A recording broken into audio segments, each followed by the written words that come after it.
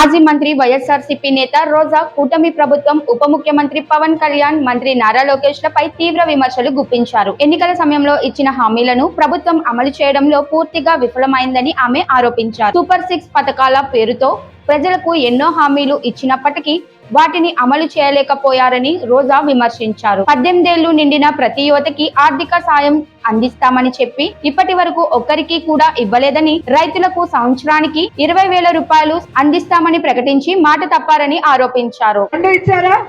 ఇవ్వలేదు. మరి super hit ఎలా అయింది? ఇంట్లో 18 ఏళ్లు నిండిన ప్రతి ఆడపిల్లకి ఎంతమంది ఉంటే అంతమందికి శ్రీనిధి 1500 ఇస్తామని చెప్పారు. ఒకరికైనా ఇచ్చారా? మరి ఎలా సూపర్ హిట్ అయిందో ఒకసారి చెప్పండి. రైతులకి 20,000 ఇస్తాను అన్నాడు. మొదటి సంవత్సరం పంగనామాలు పెట్టాడు, రెండో సంవత్సరం అరకొర ఇచ్చారు. అలాగే అమ్మఒడి జగన్మోహన్ రెడ్డి గారు ఇచ్చేదేంటి? నేను ఇద్దరుంటే 30, ముగ్గురుంటే 45, నలుగురుంటే ఇంత ఇస్తాను అన్నాడు. మొదటి సంవత్సరం పంగనామాలు పెట్టాడు, రెండో సంవత్సరం కొందరికి 10,000, కొందరికి 8,000, కొందరికి 12,000.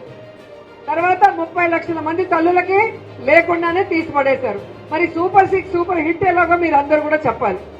ఇలా చెప్పుకుంటూ పోతే ఏదీ చేయకుండా కేవలం పబ్లిసిటీ స్టంట్తో తమ పచ్చ పత్రికల్లో పచ్చ ఛానల్లో భజనలు చేసుకుంటూ కూటమి ప్రభుత్వం బతికేస్తోంది, కానీ ఏమైనా ప్రజలకు చేస్తుందా?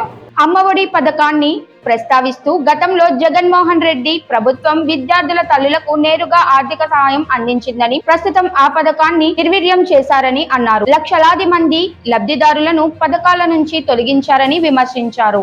పవన్ కళ్యాణ్ పై కూడా రోజా ఘాటు వ్యాఖ్యలు చేశారు. ప్రజల సమస్యల కోసం రాజకీయాల్లోకి వచ్చానని చెప్పిన పవన్ కళ్యాణ్ అధికారంలోకి వచ్చిన తర్వాత అదే ప్రజలకు దూరమయ్యారని ఆరోపించారు. సుగాలి ప్రీతి కుటుంబానికి న్యాయం చేస్తానని హామీ ఇచ్చి ఇప్పుడు ఆ కుటుంబానికి అపాయింట్మెంట్ కూడా ఇవ్వలేదని విమర్శించారు. ఇంకో మహానుభావుడు ఉన్నాడు, నేను వంగవీటి రంగాకి టీ పెట్టించానంటాడు. మొన్న తెలంగాణకు పోయి గద్దరికి నేను కారు కొనిచ్చానంటాడు. మన వాలంటీర్లు అడుగుతున్నారు, అవి మీరు చేశారో లేదో దేవుడు ఎరగన్నా, మాకు 5,000 ఉంటే 10,000 చేస్తామన్నావు, ఈ రోజు ఉన్న ఉద్యోగాన్ని ఊడబెరికేసావు కదన్నా, మా జీవితాలు కాపాడని అడిగితే దానికి సమాధానం లేదు. నేను రాజకీయ పార్టీ పెట్టింది ముఖ్యమంత్రి కావడానికి కాదు, సుగాలి ప్రీతి తల్లి కన్నీళ్లు చూసి పెట్టాను అన్నాడు. ఈ రోజు అదే సుగాలి ప్రీతి తల్లికి అపాయింట్మెంట్ కూడా ఇవ్వకుండా తాను డిప్యూటీ సీఎం అవ్వడానికి ఆ అమ్మాయి చావును ఉపయోగించుకున్న పవన్ కళ్యాణ్ ఈ రోజు అధికారంలో ఉండి కేంద్రంలో పొత్తుతో ఉండి కూడా ఆ అమ్మాయికి న్యాయం చేయకపోవటం అనేది అందరూ కూడా గమనిస్తున్నారు.